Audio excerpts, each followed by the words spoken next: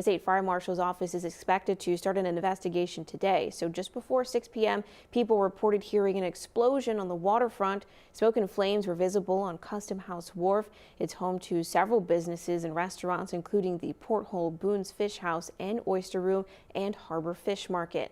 Our Christian Harsa is live in Portland this morning with the latest on that fire. Hey, Christian.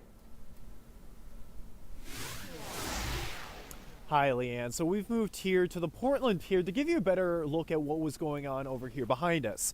Now, over there is the Custom House Wharf, where we have a Portland Fire Department boat, which was spraying water on the scene from Friday night's blaze for 15, 20, even half an hour. Now, you can see there's still some smoke billowing out from the scene of Friday night's fire over there. And this fire was called in at about 5:30 Friday from people on a Casco Bay ferry line. And according to the Deputy Fire Chief, John Hendricks, the fire was under control in about 2 hours. Now, Hendricks said that the fire was coming from a roof over there, but we're told by a witness on scene that they believe that the fire started at an old warehouse near the end of the wharf. Now, that has not yet been confirmed by fire officials.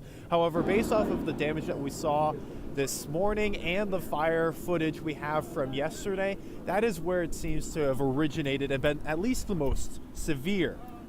Now, we're told the fire destroyed a repair shop located near the end of the pier, but other businesses were also damaged, including the Maritime Antique Store next door, and then the Seabags Factory Store just a little bit further up the pier as you head towards Commercial Street. Now, Hendricks says freezing temperatures made fighting the fire much harder, but the fire boats here that deployed from the harbor were a significant help. Any access during the winter time is a challenge for us, but certainly down here on the wharfs and the piers, getting down to the end of them.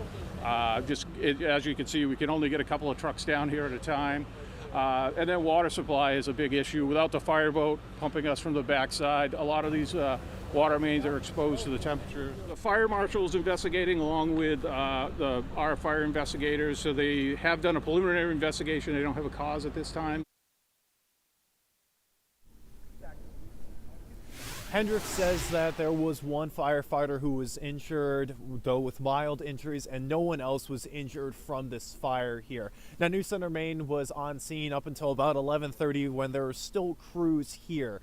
And we have seen that there is a fire department truck on the other side on scene. And yes, we have this fire department boat here as well. And we've been told that the fire marshal's office will be investigating this morning, and we'll keep you updated on that throughout the day. But now we're going to toss it to Christian Bridges, our meteorologist, who's going to give us a little bit more information on what the weather was like yesterday while this fire was happening. Yeah, Christian, thankfully we did not see really strong wind gusts yesterday. The winds had died down a good bit by the time we got into the evening, so at least that didn't help the fire spread any more. But of course, this cold, dry air certainly very helpful for that fire. They're glad to hear that there was no major injuries with that last night.